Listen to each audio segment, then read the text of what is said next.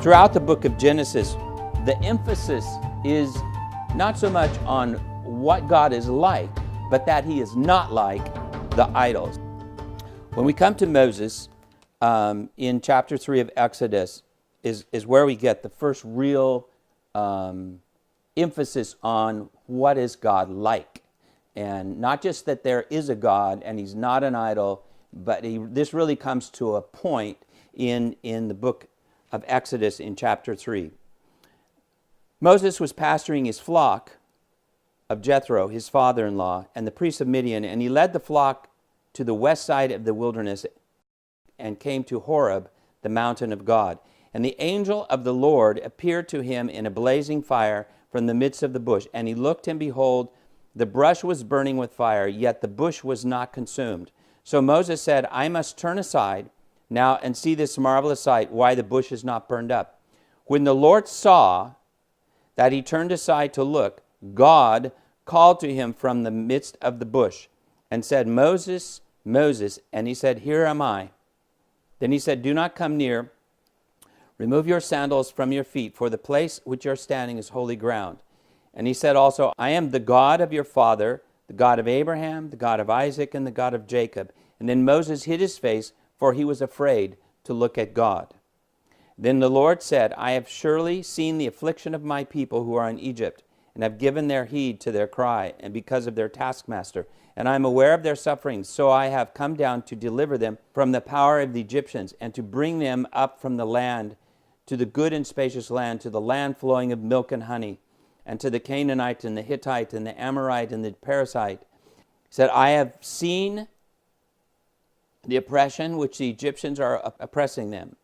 Therefore come now, and I will send you to Pharaoh, so that you may bring my people, the sons of Israel, out of Egypt. But Moses said to God, Who am I that I should go to Pharaoh, that I should bring the sons of Israel out of Egypt? And he said, Certainly I will be with you, and this will be a sign to you, that it is I whom you have sent, who has sent you. And when you come and brought the people out of Egypt, you shall worship God at this mountain. Then Moses said to God, Behold, I am going to the sons of Israel, and I will say to them, The God of your fathers has sent me to you. Now they may say, What is his name? What shall I say to them? And God said to Moses, I am who I am. And he said, Thus you shall say to them, I am has sent me to you. God furthermore said to Moses, Thus you shall say to the sons of Israel, The Lord, the God of your fathers, God of Abraham, the God of Isaac, and the God of Jacob, has sent you to me. And this is my name forever, and this is my memorial name to all generations.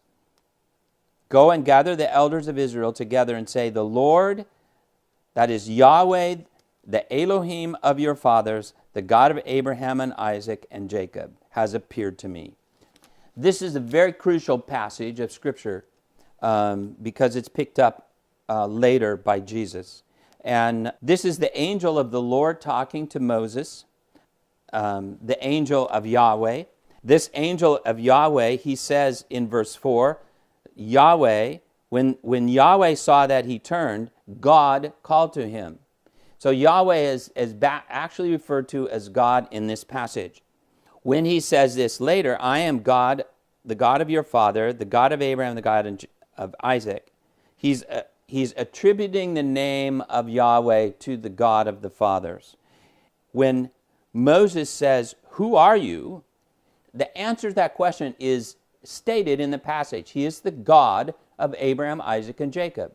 Who is Yahweh? He's the Elohim of Abraham, Isaac, and Jacob.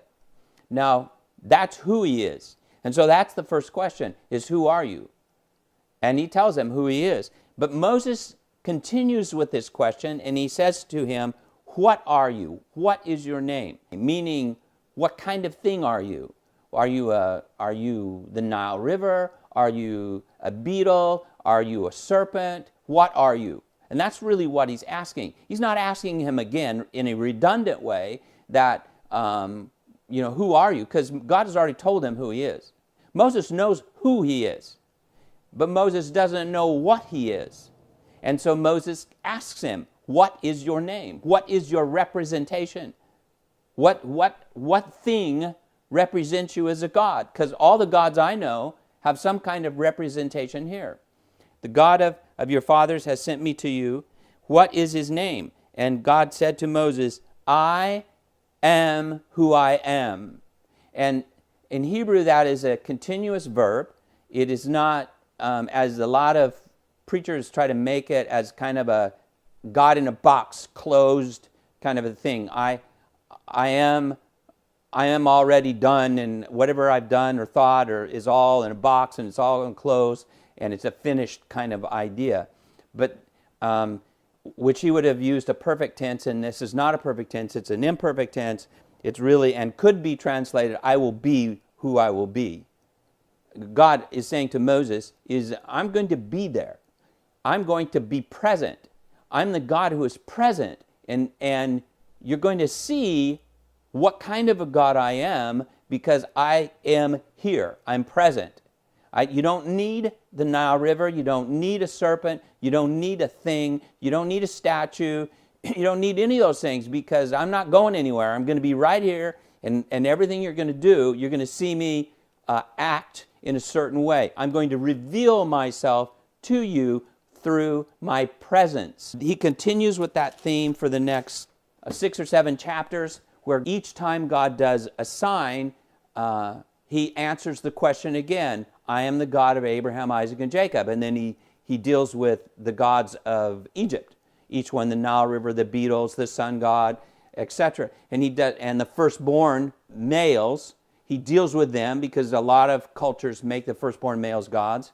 And so he deals with each one of the idols and man-made gods of Egypt. And after every single time, he says, this is who I am, this is who I am, this is who I am.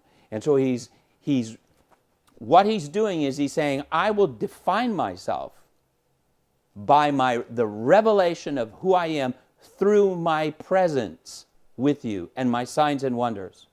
And he doesn't give him a philosophical answer. Plato and Aristotle, into the question of, well, what is God? They will give you a philosophical answer. This is a metaphysical answer. This is what God is. He's the omnis. He's omnipresent, omniscient, all-powerful, etc. And God doesn't do that. The Bible, when the question comes up is, what is God? What kind of attributes does he have? He answers that question by saying, I am present. And it's a very key point in understanding the nature of God, is to understand that we don't define God. God defines himself.